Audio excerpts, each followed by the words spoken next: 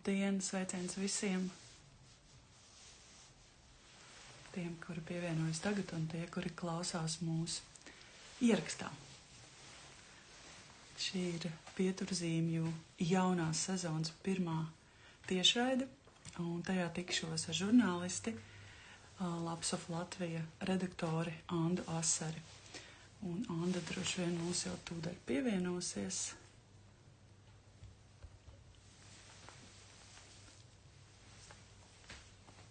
Paldies, ka pievienojaties, redzu sveiciens visiem.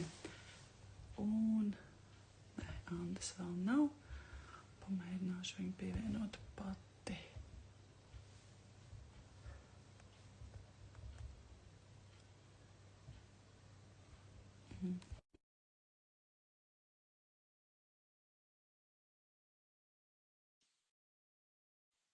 Šodien runāsim par žurnālistu darba aizkulisēm, par to, kas notiek ar intervijām pēc tam, kad tās ir ierakstītas, kā tās tiek atšifrētas, rediģētas un dažādiem citiem valodas un ne tikai jautājumiem. Sveika, Anda! Čau, labrīt!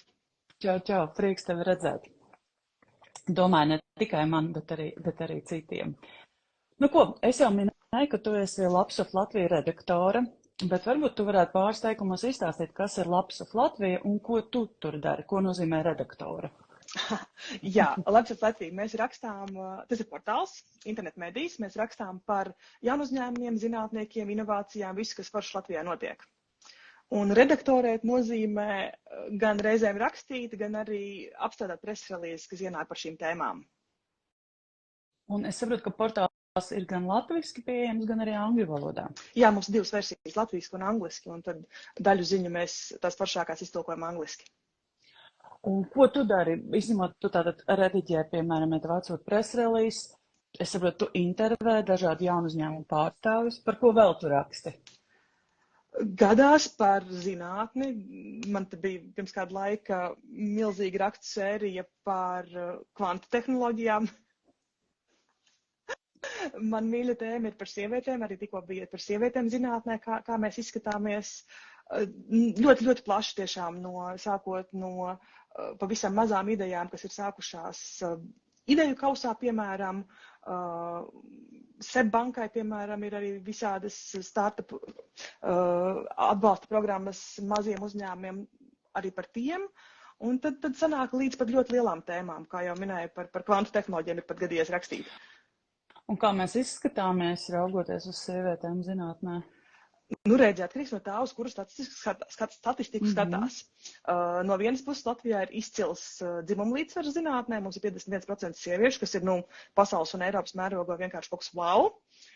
Ja mēs skatāmies uz to, cik mums vispār ir cilvēki ar doktora grādu, tad mēs esam diezgan sliktā situācijā. Es tagad neatceros precīzi, man liekas, ka mums bija 0,4% no kopējā tur cilvēkiem vecumā no 25 līdz 60 cik gadiem, un Eiropā tas vidējais laikam ir 1,1%. Ir dažādi skaitļi, ko skatīties, līdz ar to, jā, vienmēr ir arī interesanti tas, uz kurus skaitļus izvēlēties un izcelt. Jā. Vai Labs of Latvija ir vienīgais avots, kur mēs varam lasīt tavus rakstus, vai varbūt tevi var izlasīt arī citur? Jā, es vēl rakstu Forbes, un jā, tie ir tādi divi krēsliņi. Forši krēsliņi. Tu esi rakstītāji no papēžiem līdz matu galiņiem, vai ne? Jā, tamborē burts. Cik ilgi tu jau tamborē burtus? Vai tu vari atcerēties? Burtus es tamborēju gadus 15. Jā. Tā tiešām ir ilgi. Jā. Kā tu jūti ar šo pieredzi, kas tev jau ir pietiekami ilga? Ko tu esi sākus, piemēram, darīt citādi, vai ko tu apzinies, ko tu esi iemācījusies šā laika gaitā? Pirmkārt, es ceru, ka es esmu kaut ko iemācījusies. Es ceru, ka man sanāk labāk. Tur jau tā lieta, ka kļūdas savos rakstos jau atrod vienmēr. Šodien tas raksts liekas perfekts, nākamajā dienā gribas saķert galvu, kā tad šitā varēja uzrakstīt. Kļūdas var atrast vienmēr, bet man liekas, ka ir svarīgi spēt saprast, vai tā galvenā doma bija gana forša. Bet jā, es esmu iemācījusies daudz jaunus vārdus. par ko mēs esam ar tevi daudz diskutējuši, par visādiem interesantiem vārdiem, kas ienāk un mainās. Tādi, kur nebija pirms 10 gadiem, viņi pēkšņi parādījās, un tad ir jautājums, kas tas īsti ir, kā to gan iztulkot, gan aprakstīt latviski, jo viena lieta ir pateikt to vienu mazo vārdiņu 2 teikumos, jā, mēs varam izstāstīt, bet vienā terminā ir baigi grūti, un sevišķi tas aiziet virsrakstos. Piemēram, tas pats startups un fintechs virsrakstā viņš aizņem 6 burtus, bet, ja izliec pilno vārdu, tas aiziet daudz garāk, un, teiksim, ja ir drukātā mēdījā, tur ir ārkārtīgi svarīgs tas zīmju skaits, tad tu kaut kā tur lavierē, lai izdarītu citādāk. Internet mēdījos ir iespēja plašākiem virsrakstiem, tur ir vieglāk mazliet, bet tāpatās, jā, kā tik galā ar šiem interesantiem vārdiem. Tad var gadīties tā, ja es pareizi saprotu, ka virsrakstā var parādīties kāds tāds burtiski tulkots anglicisms, bet tekstā jau tas ir, tā kā paskaidrot latviskiem. Es baigi cenšos tā nedarīt. Jā, es ļoti sen to neesmu darījusi.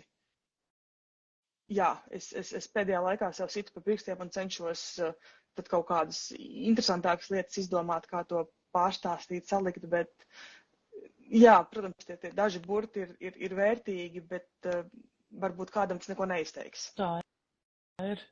Bet presrealizēt, ko tu saņem, iespējams, tā ir diezgan regulāra praksa. Jā, tās ir viņa tiesības no savas puses izsūtīt, ko vien viņi vēlas, un manas tiesības pārstrādāt, kā vien es vēlos. Līdz ar to es reizēm stundu klabinu klaviatūru, lai pārtaisītu tā, kā man šķiet, kā ir pareizāk. Es gan nezinu, cik pareizi tas ir. Varbūt nav vērts to stundu tērēt un vienkārši ieliktu, lai iet, bet man kaut kā gribās izdarīt tā, lai pēc tam ir gan saprotams un ņemot vērā, ka tas kādreiz tiks kaut kur varbūt atrasts un izmantots, lai ir kaut cik labi. Pietiekami labi. Vai te nāk prātā kāds termins, ko tu esi pati latviskojis, kuru tu neesi atradusi nevienos avotos, un tad esi izdomājusi pati? Izdomājusi pati, tas tā baigi skaļi skan.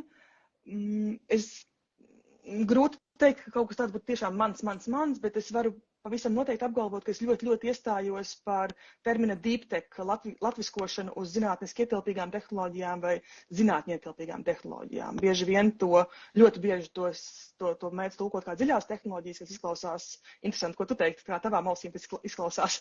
Pēc angļu valodas. Pēc angļu valodas, jā, un tad šo es ar putām uz lūpām aizstāvu, ka tam ir jāpārvēršas par zinātniski ietilpīgām tehnoloģijām vai zinātņi ietilpīgām tehnoloģijām. Es arī mēdzu miksēt šos divus vārdus un vēl neesmu izdomājis, kurš man patīk labāk. Tas būtu tāds, ko es aizstāvu līdz sirds dziļumiem, bet tā, ka es... Ko vēl tu aizstāvi? Kurus aizstāvu? Es cenšos visur vienmēr pārlabot, ja ir kaut kas startups uz jaunu uzņēmumu. Tas, man liekas, labi iegājies. Finanšu tehnoloģijas, fintech, tas tiek pārlikts vienmēr. Kas vēl? Investīcija rauns, un tur es mēdzu palikt pie investīcija rauns vai investīcija kārta, kā nu kuro reizi tur teikumā, vienā teikumā tā, otrā tā, lai viņi tur puslīdz normāli viens otru nomaina.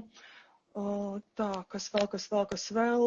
Nu vēl ir jocīgais vērts pirmssēklas un sēklas fāzes investīcijas, kuras šādi tiek dēvētas, un tās es arī cenšos ievērot un atstāt.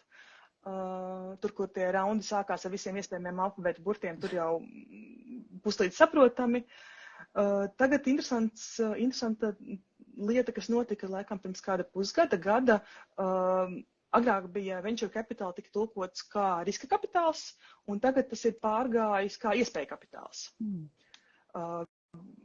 Arī tas prasa pārorientēties un atcerēties katru reizi viņu saukt citādāk, bet jā, tas arī parāda, kā mainās tie vieni pieņemtie termini mainās ar laiku uz citiem.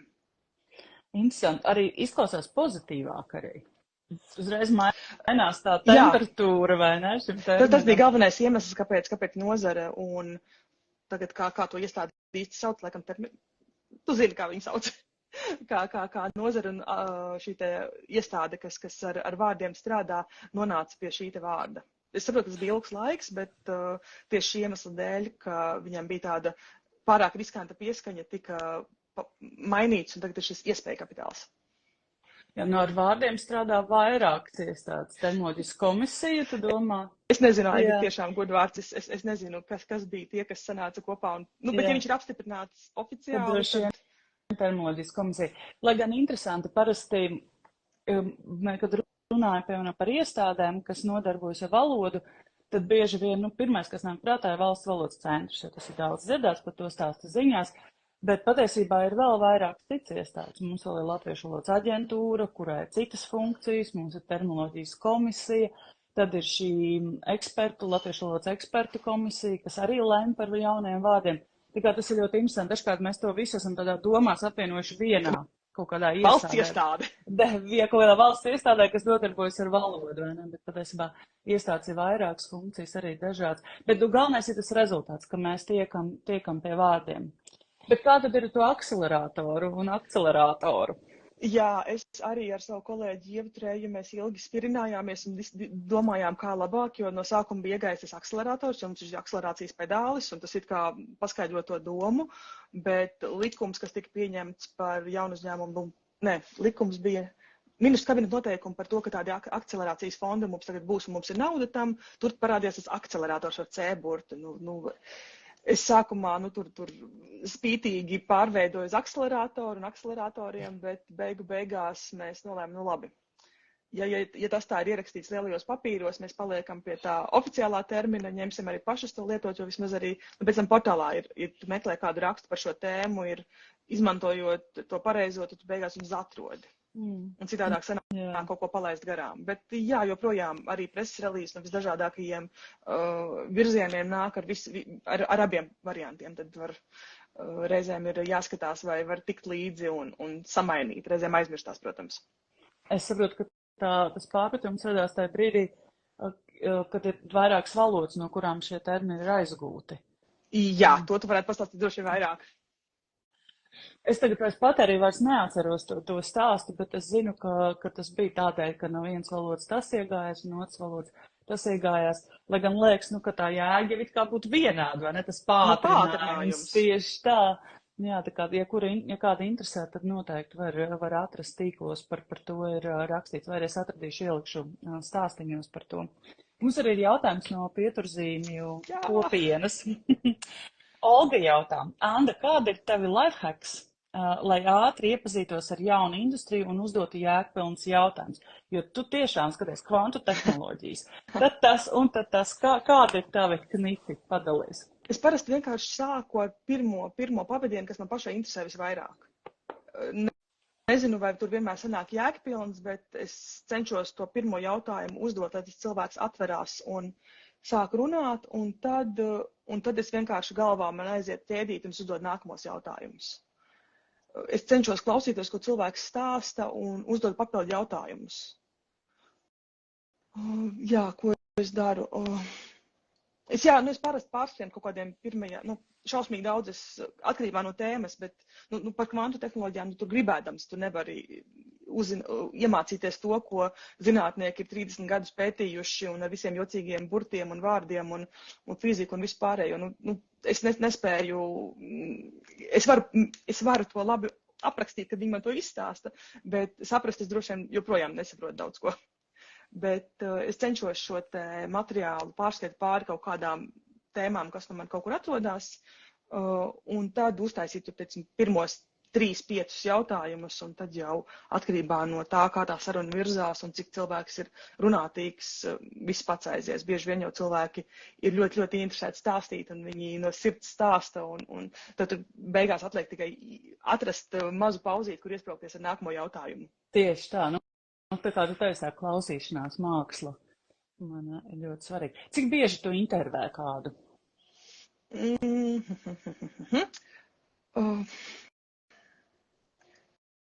Katru dienu vairs gluži nē, bet pāris reizes nedēļā noteikti. Reizēm sanāk dienas, ka tev ir tiešām intervija diena, tev ir 3-4 intervijas. Vienā dienā? Gadās, kad vienkārši tu kaut ko plāno, un tad ir tā, ka visi, ar kuriem tu gribi parunāties, var tikai tev vienā dienā. Jā. Un tad gadās dažādas tēmas arī. Un cik ilgi tu gatavojies intervijai, ja tu tā vari iedomāties kaut ko tad vidējo skaitli stundu ziņā? Nepārāk. pavisam godīgi, es ļoti tā, ka es tagad stundām sēžu un domāju, ko es jautāšu. Nē, man ir tie daži varbūt tipiskie jautājumi, ko es varu parajautāt par jebkuru tēmu, par jebko, un līdz ar to arī tas ir tas pamats, uz kā viss tālākais aiziet. Tur ir, ja piemēram tas būtu par kādu jaunu uzņēmumu, ko viņš dara, kā tas ir, ko jūs tieši darat, kā radās ideja, cik sen jūs pie tās strādājat, kādi ir nākotnes mērķi un ambīcijas, kas līdz šim ir sasniegts, ko ir pieturspunkti ar atbalsta instrumentiem, finansējums, un tad jau viss pārējais sarunas gaitā atklājas. Jā. Un saki lūdzu, vai un kā ir mainījusies intervēšanas process pēc Covida? Jā, principā pēc Covida ir ļoti, ļoti ierobežots intervijas, kuras notiek klātienē. Gan cilvēki laiku taupa, gan vienkārši atrodas jebkurā pasaules malā, un tad tikai vienkārši laika zona jāpielāgo, bet jā, tādas klātienes tikšanās ir arvien retākas un varbūt biežāk pat ar tiem, ar ko ir jau zināmi kontakti, un tad tas ir pie reizes tāds aprunāties par lietu, un tad arī tur beigās vēl pusotru stundu kafiju dzerot, kas un kā notiek, un kas pasaulē notiek, un kas nozarē, un kā kuram bērni attīstās un vispārējais. Jā. Un kā tā attālinātība ir ietekmējusi pašu to intervēšanas procesu? Kas ir mainījies? Baigi ietaupās laiks, un arī tā saruna kļūst koncentrētāka. Abām pusēm ir ļoti ierobežots laiks, ir zināms, ka, teiksim, ja tā Google saruna ir ieplānota 30 minūtēm, tad visticamāk 29 visi saka, labi, čau, man ir nākamā sapulce. Abas puses vairāk ciena laiku, bet gadās arī, protams, nobīdes, ka tas, cik ilgi ir paredzēts runāt, aizplūst baigi. Labi, tā koncentrētība un laika taupīšana ir laba lieta. Vai notic arī kaut kas, par ko tu neesi priecīga? Jā, līdz ar to, ka ir tas ekrāns pa vidu, ir mazāk papildus tēmas, kas tiek skartas. Ir mazāk iespēja uztaustīt citas lietas. Jo tas posmiņš, kamēr mēs uztaisam kafiju, ja mēs īstenībā, ja mēs tiekamies klātienē, kamēr uztaisam vai atnes kafiju, tas posmiņš ar to ar mazo parunāšanos ir kaut kāds, tur vai šodien līst lietus, vai ilgi stāvēs astrēgumā, kaut ko pasaka par cilvēku, un arī tās beigas pēc paldies bija baigi forši, un tā atvadīšanās procesā tur arī kaut kas parādās, un jā, tas tā negluži cilvēcība pazūd, bet iespēja uzzināt vairāk. Un reizēm es vienkārši nezinu, ka tam cilvēkam būtu, teiksim, viedoklis par vēl to un šo tēmu, jo izrādās, ka viņš vienkārši, man nav bijusi iespēja to uzzināt. Jā. Jo tajā steigā un ļoti striktajā režīmā turoties pie laika rāmja un tiem sagatavotiem jautājumiem, tur nesanāk tā tik daudz, tik dzīva tā saruna par pārējām lietām. Ļoti interesanti. Bet skaņas ziņā, skaņa ir labāka tagad nekā ierakstot, piemēram, kafejnīcā vai tiekoties klātienē? Tam es gribētu teikt, ka tam nav nozīmes. Tas ne, un tur vēl viena tāda interesanta lieta. Tiekoties kafejnīcā, es ierakstīšu, bet es uzreiz nepierakstīšu. Ja mēs sazināmies Zoomā vai Googlā, es paralēli taisu ļoti, ļoti netīru melnrakstu, un es visticamāk vairs nemūžam noklausīšos to ierakstu. Tā es ietaupu vēl 1,5–2 stundas. Un, jā, laiks ceļā, laiks atpakaļ, un vēl šifrēšanas laiks, līdz ar to ir baigais ietaupījums. Jā, ļoti interesanti. Tiešām daudz ir mainījies, vai ne? Jā, protams, ir cilvēki, kur runā šausmīgi ātri, un tad tas fiksais pieraksts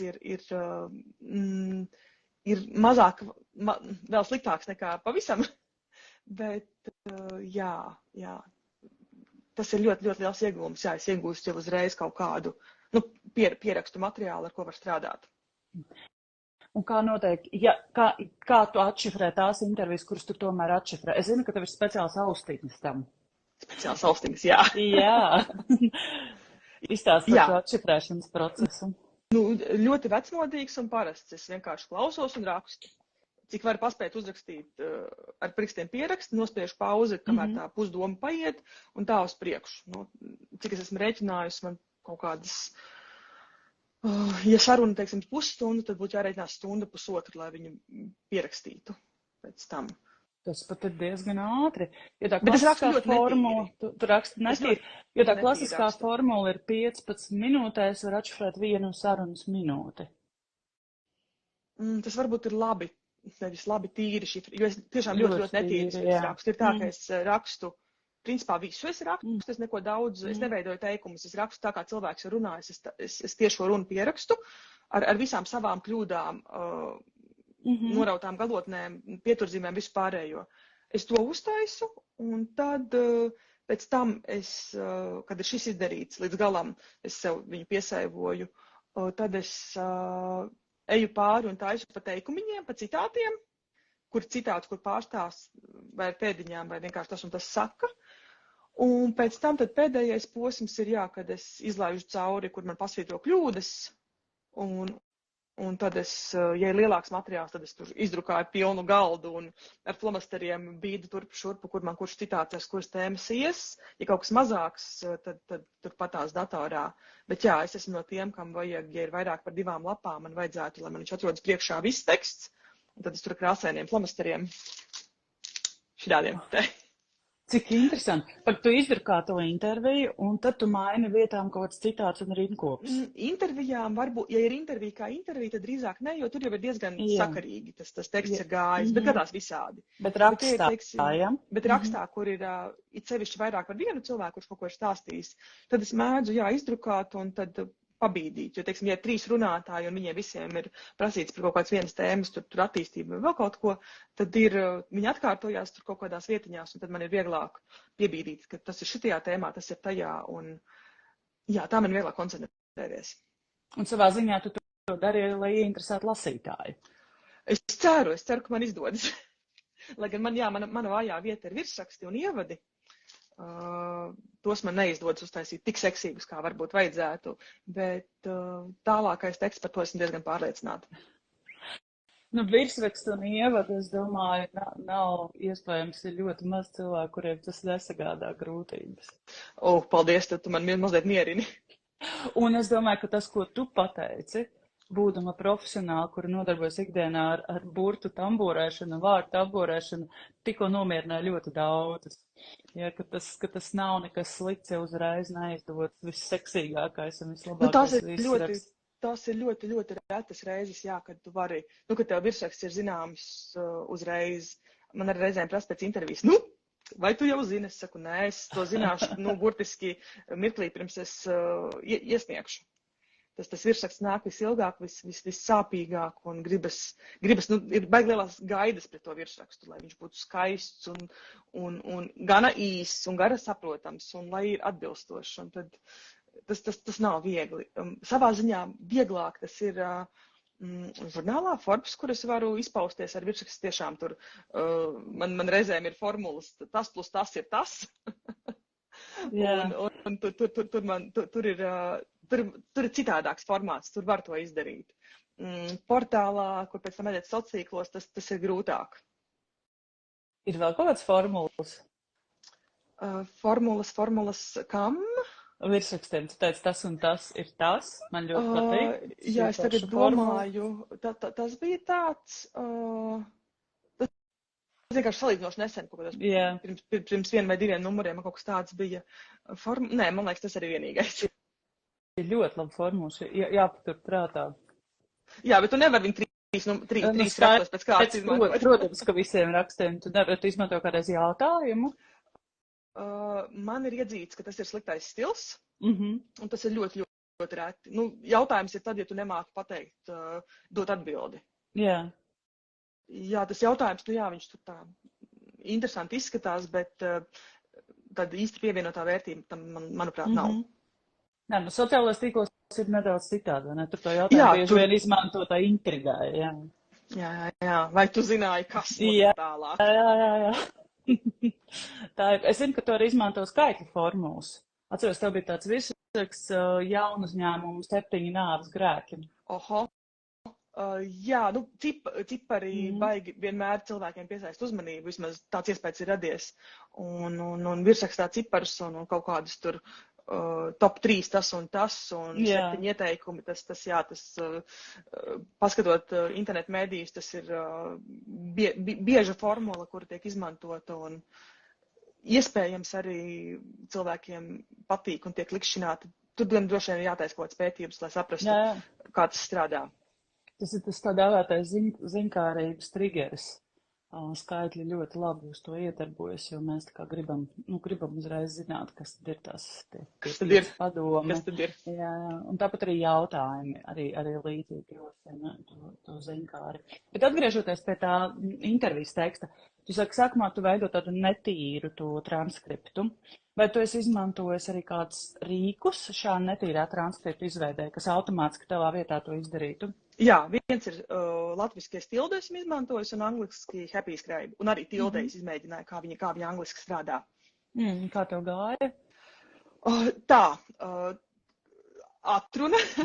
Sākumā vienmēr ir jauns rīks, lai viņu izmantotu, tev jāpiešaujās.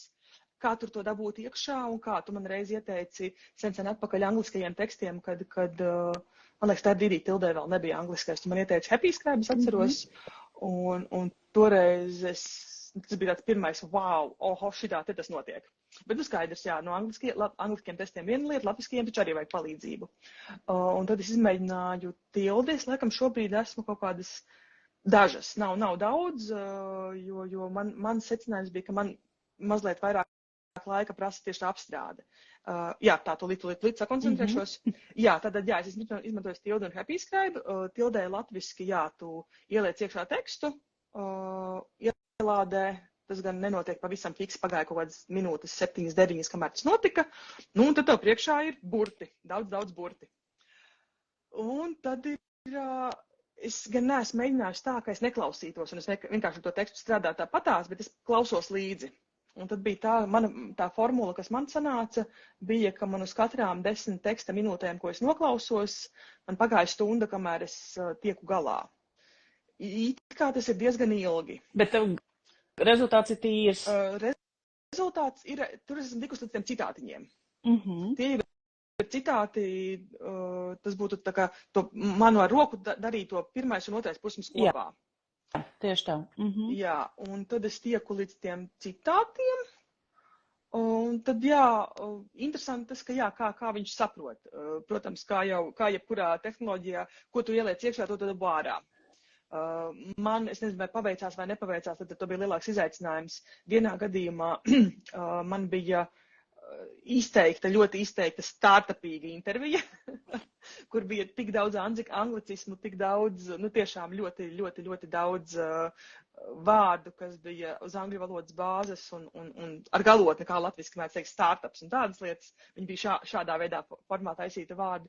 Un otrā variantā bija ļoti izteikts krievu akcents. Otrajā gadījumā tildes šis transkribētājs tika galā pat labāk. Bet bija visādi interesanti tie, ko viņš kā saprata. Es esmu piefiksējusi, kas bija tie vārdi. Es tev tūlīt pateikšu. Bija sakodē, ko viņš saprata kā sapūdē. Tur bija 50-50, kas bija fiktīvi pirtī. Koncepciju viņš saklausīja kā koncerti. Absolūti kā absurdi. Platforma kā reforma, diena viena, kas ir ļoti tuvs un saprotama kļūda. Un single digit, ko parasti izmanto tur startupi, lai pateiktu, ka viņi tur aug par tik un tik procentiem, bija Siguldā digits. Upurēt un operēt, tas tā, man liekas, normāli, un kaučošana bija kuģošana. Smieklīgas kļūdas, kur visticamāk, var...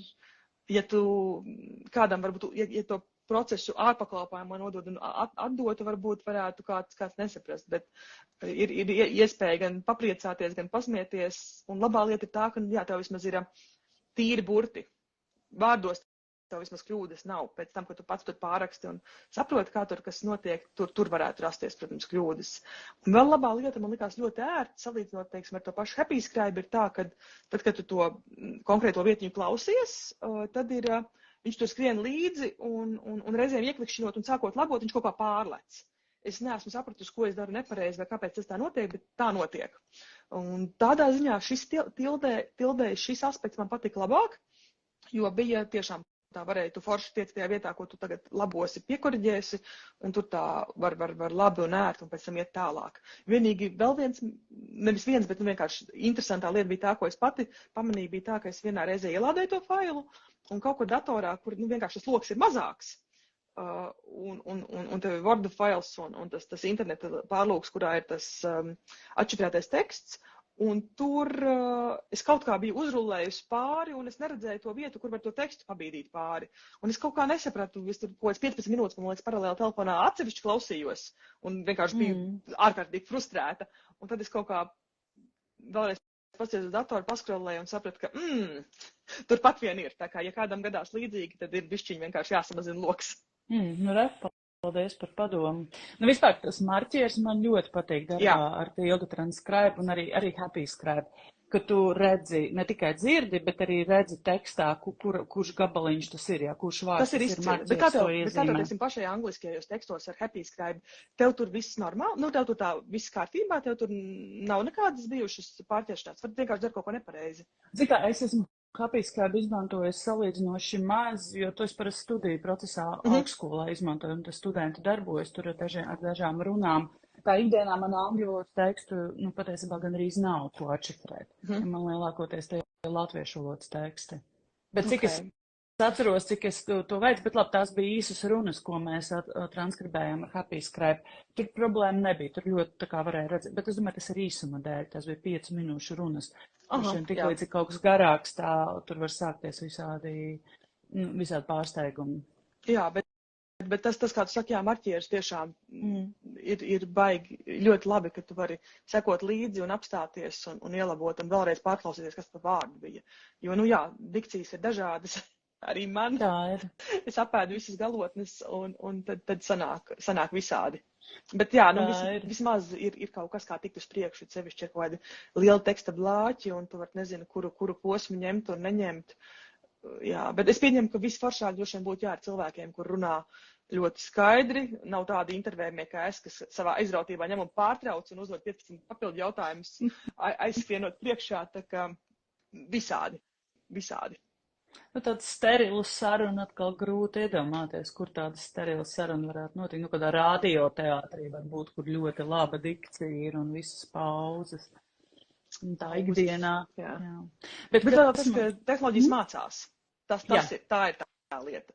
Jo pirms kaut kādiem gadiem mēs redakcijā, man liekas, pirmo reizi, kad Tildē šis te rīks parādījās, tad viņš bija vēl dikti jauniņš, un tagad jau ir tā, ka to progresu redzot ir tāds, wow, tiešām, tiešām. Tā ir. Es domāju, pagaidīsim vēl pārītī gadus, un mums vispār vairs nebūs jāšifrē pašiem. Jā, un tāpat kā daudz cits lietas nebūs jādara pašiem. Bet ik viens var arī to progresu ļoti labi redzēt, piemēram, izmēģinot Tildes balsi, kas ir tāds pirmais, vai ne, rīks, kas bija pieejams, un tur mēs redzam, ka tur nav komatu, un ka tur ne visi vārdi tiek pareizi uzklausīti. Tad mēs redzam, kaut kas ir Hugo, kas ir valsts pārvaldes rīks, kur ir pieejama ar transkripciju, ko arī izstrādāja Tilde, bet arī tā ir iepriekšējā šī versija mašīnai, kas vēl nebija tik daudz mācījusies. Un tad ir šis jaunais rīks, vai ne, Tilde Transcribe, kur ir gan šis marķieris, gan daudz vairāk vārdu tiek atpazīti pareizi, gan arī ātrāks ielādes un atšifrēšanas šis laiks un tā tālāk. Un to progresu ik viens var redzēt. Mēs arī, starp citu, veicām eksperimentu stāstiņos, kur mēs visus izmēģinājām un parādījām, kā tas izskatās. Jā, es gribēju vēl par Hugo piebilst, ka man ļoti, ļoti patīk tulkošanai Hugo. Ja man ir angļu teksti kaut kādi, kas tur jātulko, kaut kāda relīze atnākusi, ko ir noslinkojuši paši iztulkot, tad es tiešām visbiežāk izmantoju Hugo, kur man ļoti patīk tas, ka tu iemet, tev iedod to viņu versiju, tu turpatās viņu izlabo un uzreiz met tajā failā, ko tālāk. Tas man tiešām patīk, es to izmantoju ļoti, ļoti bieži. No sirds paldies. Jā, es, piemēram, ļoti daudz izmantoju vispār mašīnu tulku ikdienā. Izmantoju dažādus mašīnu tulkus, gan DeepL, ko uzskatu par vienu no labākajiem, gan arī vairākus citus. Un tas, kas, kā jau jebkurai mākslīgā intelekta valodas rīkā, ir līdzības, vai ne? Piemēram, tas, ko tu minēji, ka saklausu vārdus nepārāk, it kā rakstīts pareizi, ja, bet daudz precīzi, un līdzīgi arī mašīnu tulkā.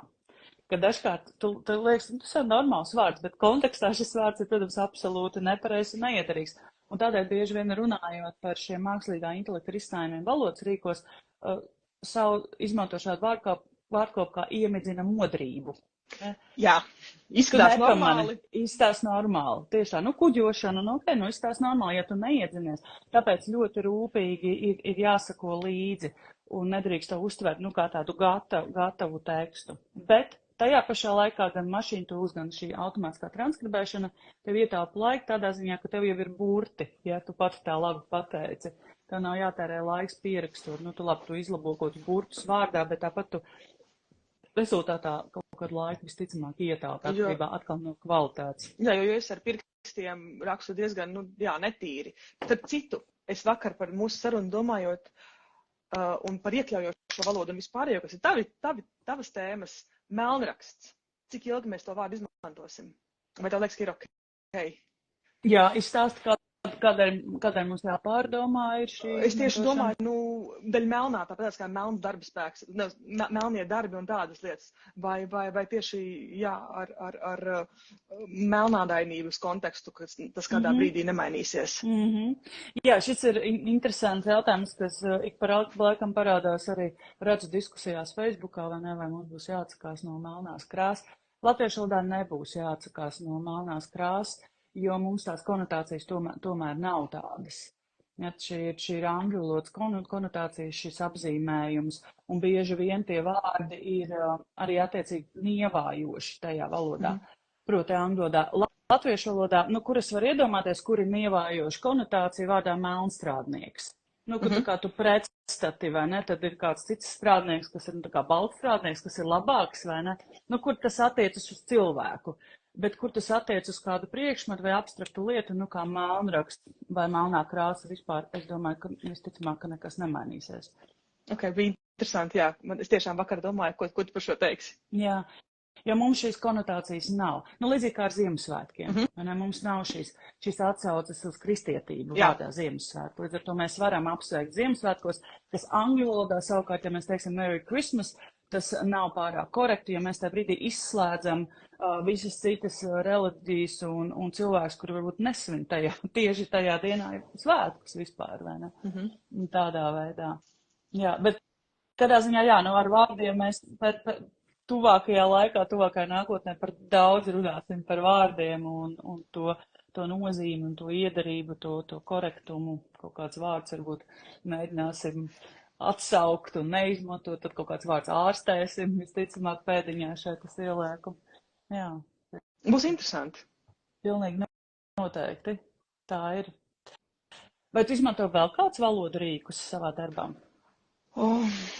Valodu rīkus. Man liekas, ka nē. Pareizi. Jautājums, ja tu man uzvedinātu, tu teici, protams, ka tu pārbaudi un pasvītro. Tā nevar vispār dzīvot. Es domāju, ka jā, es bez pareizrakstības pārbaudas vispār nevarētu pastāvēt. Ko tu izmanto? Tas pats tildes abonements man ir. Jā, tas, kas vēl varētu būt tāds, vārnīca elektroniskās, kaut kāds rīkus. Jā, tezaurus es mēdzu pārbaudīt vārdus, es tev nesen piesūtīju jautājumu par novatoriem un inovatoriem, kurš ir pareizais. Es neesmu atbildējis vēl, jā. Es it kā tezaurā redzu aprakstu, bet es nespēju saprast, kas ir kā. Labi, es esmu iemācījusies atšķirības ar vārdu kļūst un paliek un tādām lietām, bet ir kaut kādi tie jā, bet ir kaut kādas lietas, kur man joprojām ir ārkārtīgi grūti saprast to kontekstu un, nevis kontekstu, bet jā, kurā brīdī, kurš ir pareizi. Katram droši vien ir kaut kādi tie, kas viņam padodas labāk un kur ir tas mūžīgās kļūdas, tad, jā, reizēm pat tezaurs tam nepalīdz. Jā, protams, jo tezaurs jau arī tāds sabiedrības spogulis, tur jau ir daudzi vārdi, ko mēs izmantojam. Dažkārt tur ir marķējumi, kur pierakstīts novecojis vai nevēlams, bet nevienmēr tā ir. Un tādēļ, protams, ar to vien nepietiek. Pašam arī jāsaprot, nu, kurā situācijā tas vārds varbūt ir izmantojams un nav. Bet, ja es paredz atceros ar to novatoriskumu, tad savulaik ieteica izmantot šo versiju. Novatoriskums un tā tālāk. Izvairīties varbūt no tā inovatora. Bet man jāapstāsta, kas notiek tagad. Jo es cik centos saprast, tad, laikam, novators attiecās uz cilvēku, zinātniskā līmenī, kas kaut ko ir sapratis, izdarījis, un inovācija vairāk uz plašākā mērogā. Laikam, man radās sajūta, es gribētu pēc tam no tevis apstiprinājumu, ka novators vairāk uz tādām zinātniskām lielajām lietām un inovācija plašākā mērogā. Varbūt es kļūdos. Es paskatīšos, es papētīšu, šis tiešām ir ļoti labs jautājums. Par jautājumiem runājot, tikko redzēju, mums bija jautājums. Varat atkārtot, kādu mašīnu tūkotāju lietojat? Jā, Anda minēja Hugo, jā, tas ir Tildes izstrādāts mašīnu tūkotājs. Vispār Tildes mašīnu tūkotāji ir ļoti labi. Arī pašā Tildes mājaslapā var atrast brīnišķīgi mašīnu tūkotāju. Es savukārt izmantoju DeepL un dažkārt vēl vairākus citus. Manā gadījumā es izmantoju tūkošanas programmu Phrase, kurā ir integrēti vairāki mašīnu tūkotāji. Un šī programma pati izvēlas labāko manam tekstam. Ja to dēvē par mašīnu tūkošanas automātisko kvalitātes novērtējumu, atkal mākslīgais intelekts to palīdz izdarīt. Tāpēc es dažkārt pat nevienmēr zinu, kurš mašīnu tūks tur ir izmantots. Pieņemts darbā. Kurš ir pieņemts darbā atkarībā no mana teksta. Jā, tas, ko spēja tehnoloģijas mūsdienās, tas ir tiešām Bet vai ir atkarīgs tas, kuru valodu tu tulko? Jo es zinu, ka tu no vairākām valodām tulko. Jā, noteikti ir atkarīgs, vai tā būtu angļu valoda, vai tā būtu čehu, slovāku valoda. Jā, dažkārt es paskatos reizi mēnesī, es paskatos statistiku, kurš ir izmantots, piemēram, Amazon mašīnu tūks. Man ikdienā neienāktu prātā izmantot vispār domu, ka Amazonā ir mašīnu tūks, man neienāktu prātā. Pārsteidz. Jā. Un es redzu, ka, piemēram, ja es paskatos ikmēneša statistiku, ka diezgan daudz ir izmantot šis Amazon mašīnu tūkotājs. Jā, tā kā ļoti interesanti. Tad ir Bing, kas ir Microsoft, un tā tālāk. DeepL, Google Translate, bet Google Translate profesionālā versija tiek izmantot šajā frēzē. Jā, tā kā interesanti, ka man pat par to nav jādomā, man nav jāmeklē labākais mašīnu tūkotais manam tekstam, ka sistēma to izdara pati.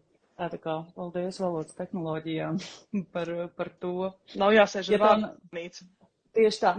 Nu, protams, ka tā vārnīca tāpat tev ir vajadzīga un ir vajadzīgs arī kritiskais prāts, vai ne, un ja nevienmēr mašīna tūks tiek galā ar daudz nozīmību. Jā, vienmēr. Tad vēl tāda brīnišķīga lieta kā korpus, kas ir lieli valodu. Kas tas tāds ir? Valodas korpus ir tādi lieli valodas tekstu apjomi, gan runāto, gan rakstīto, kas ir speciāli apstrādāti. Piemēram, tur katram vārdam ir piefiksēts, kas tā ir par vārdšķiru, kas tā ir par formu, kas tas ir par locījumu. Un, piemēram, latviešu valodā korpusi visi ir apvienoti zem vienotā nosaukuma korpus.lv, un tur var atrast, piemēram, Raiņa tekstu korpusu.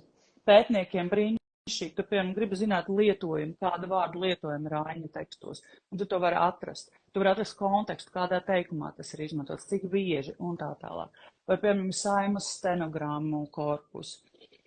Tad ir vairāk runātie teksti, tad ir lietuviešu, latviešu paralēlais korpus. Te, protams, vispopulārākais ir šis mūsdienu latviešu valodas līdzsvarotais korpus, kur ir apvienoti dažādu žanru un dažādu avotu teksti.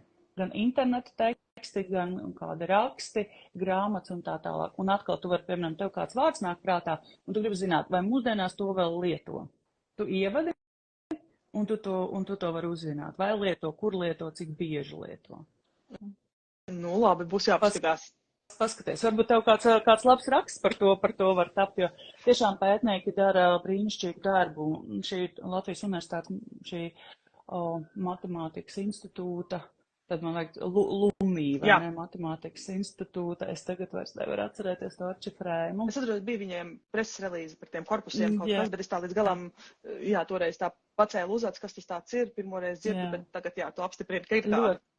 Tu vari papētīt pēc tam korpus.lv, tur viss ir. Un tad, protams, tas, ko mēs visi gaidām, un tas, ko es tev pajautāšu, kā un vai tu izmanto šie tie lielie valodu modeļi, ChatGPT vai Jasper. Tu izmanto? Kam tu izmanto?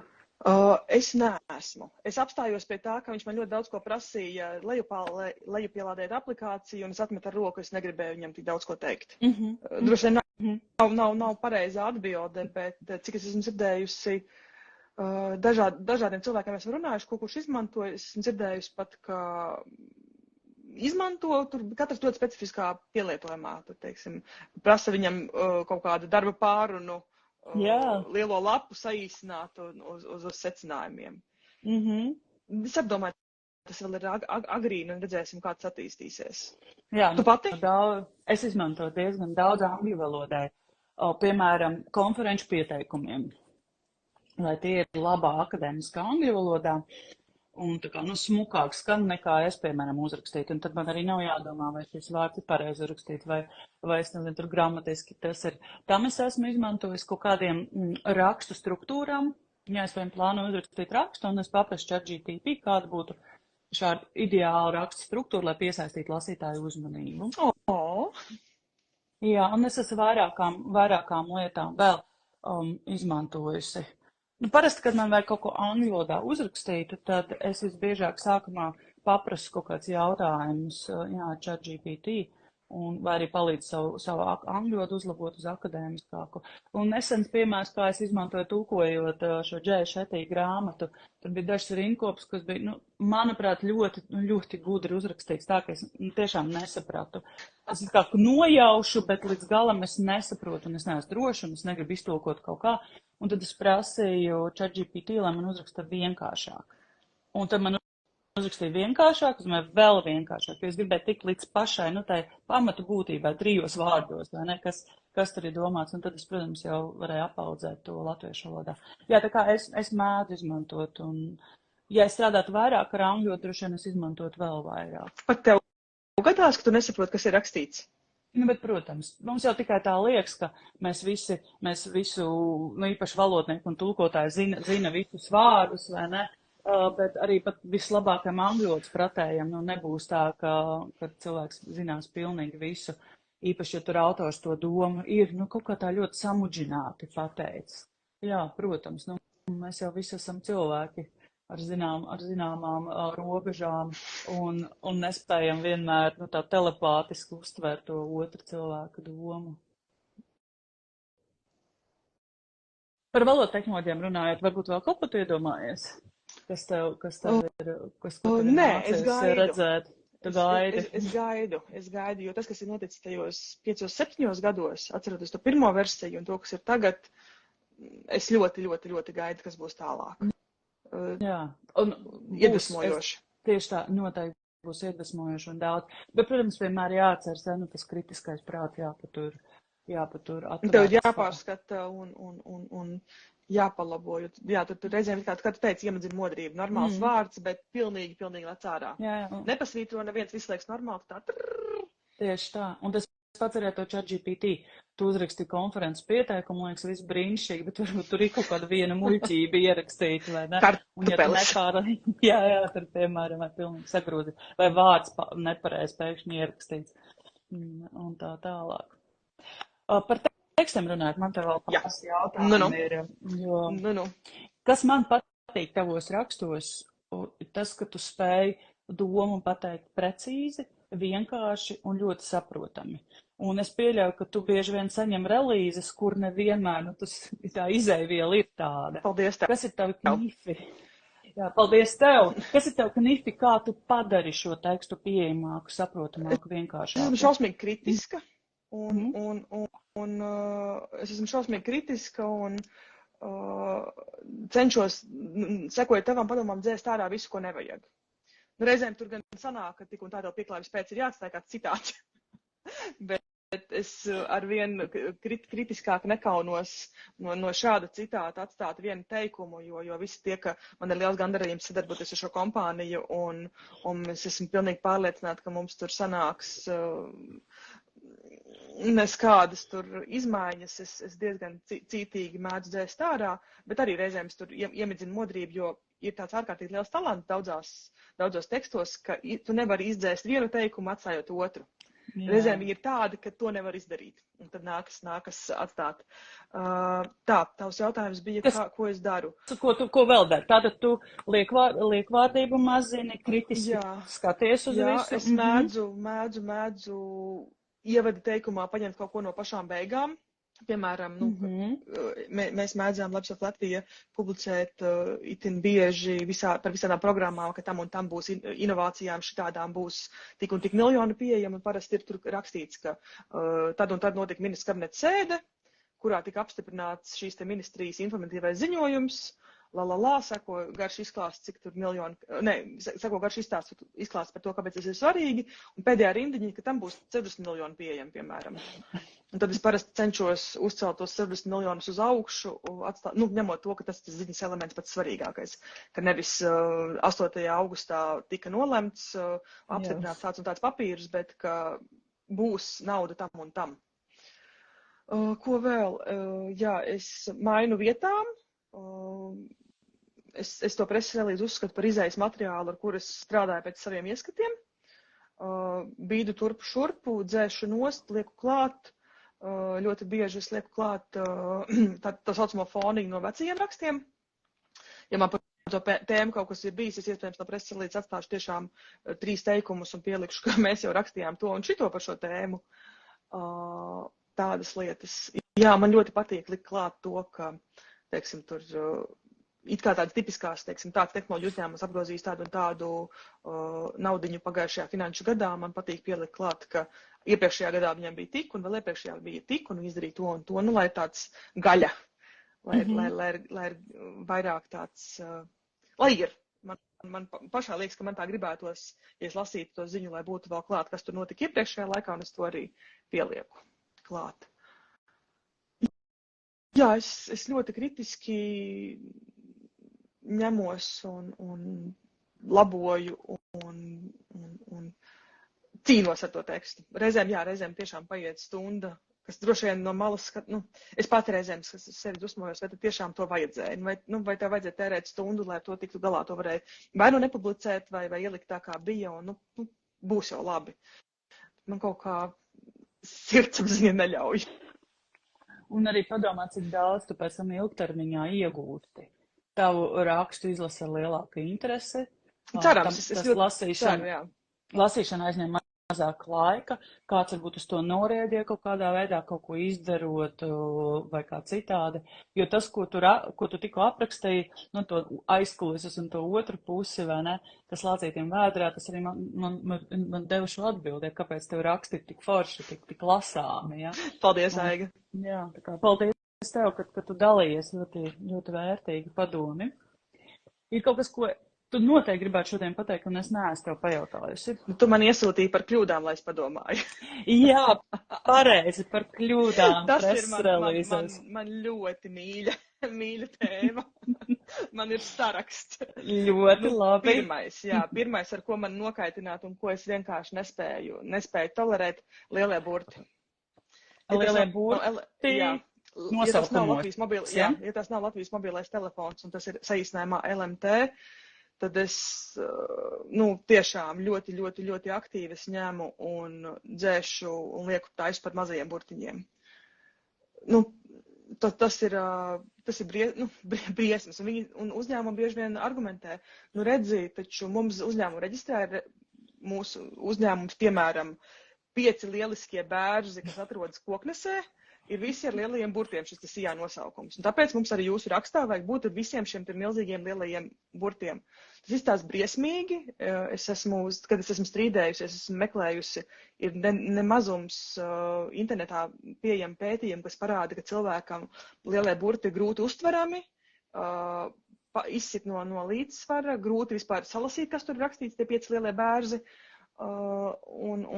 Viņš tekstu padara ārkārtīgi neglītu. Lielie burti. Es neesmu atradusi, laikam nav likums, kas saka, ka tu nedrīkst ar lielos burtus izmantot. Jā, bet es parasti atsaucos uz to, ka mana politika, tā teikt, ir tikai un vienīgi abreviatūras un tavi 5 lielie bērzi Koknesē es nerakstīšu ar lieliem burtiem. Jā, tas ir ļoti daudz strīdu iemeslu bijis. Jā, tas nav gan tik ļoti par valodu, bet mūsu piesaistīts 6 ciparu investīcija, kas ir jebkas no 100 tūkstošiem līdz 999 tūkstošiem, nu, bet tas pēdējā laikā, paldies Dievam, tas ir retāk. Tiešām, nu, jo es esmu teikusi, nu, nav cipara, nav ziņas. Ja jūs nevarat pateikt, cik jūs esat piesaistījuši, tad aizmirstiet. Nu, ja jūs gribat publicitāti, jums ir jāpasaka, ar ko jūs to vēlaties izteikt. Pirms kaut kāda laika bija arī redzētas relīzes par to, ka mēs esam piesaistījuši investīcijas no investoru, ko nesauksim, nu arī ārkārtīgi viegli man sakaitināt. Preses relīzes PDF formātā, paldies!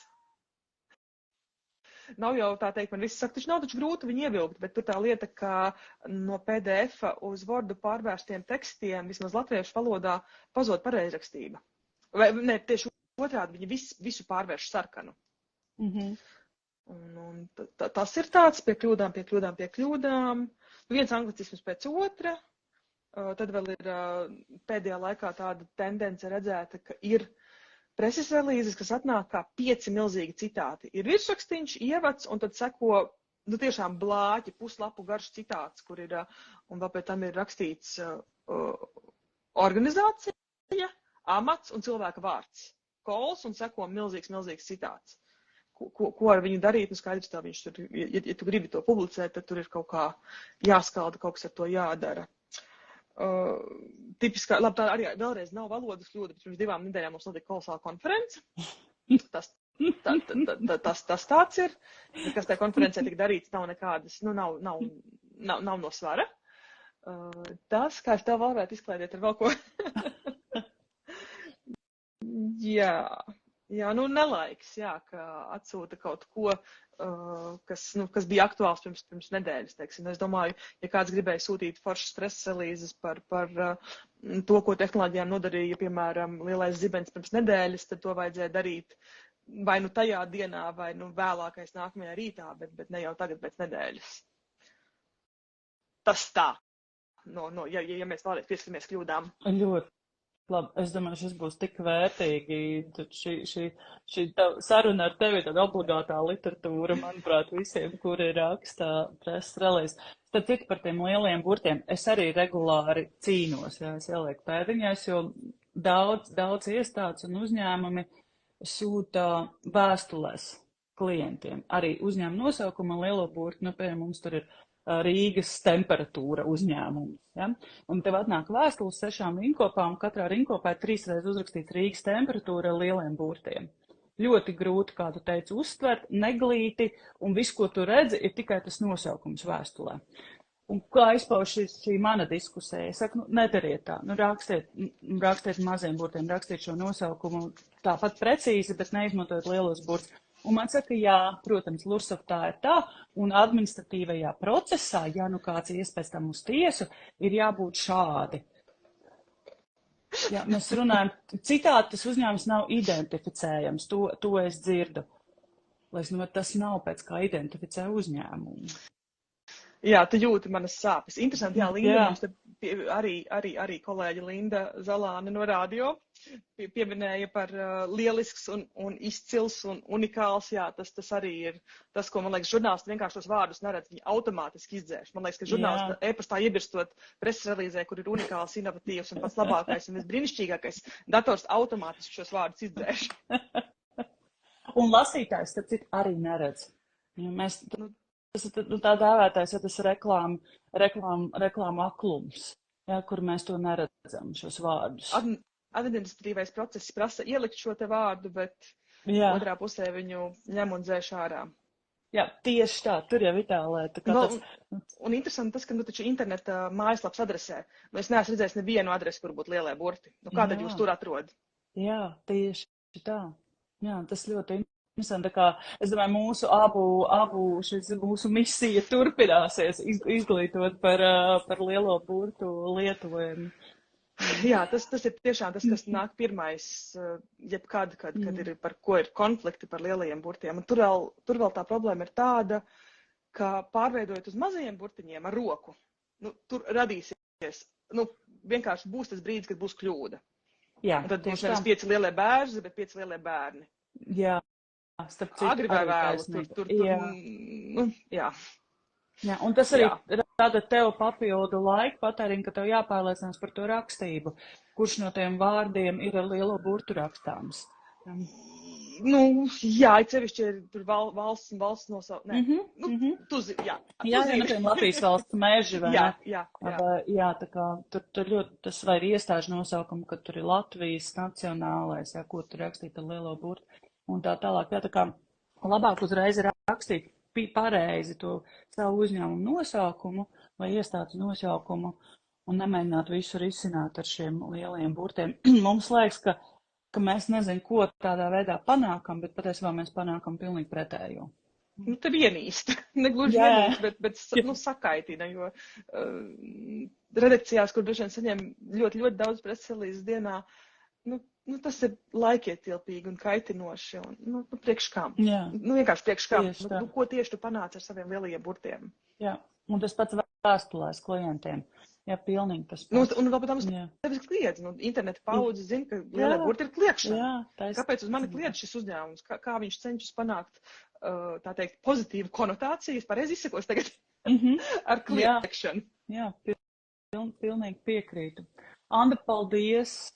Stunda pastrēnē manot. Paldies tev, jā, ierunājāmies. Šī saruna noteikti ir jāklausās vēlreiz, jo tik daudz vērtīgu zināšanu, atziņu un padomu. Prieks par to. Paldies tev liels, paldies, ka tu lasi. Paldies, ka tu raksti un izglīto. Paldies tev liels. Tiekamies atkal kādā citā tiešraidē. Tiekamies. Paldies tev. Paldies, un paldies, ka skatījāties, klausījāties, un uz tikšanos atkal citreiz. Čau! Čau!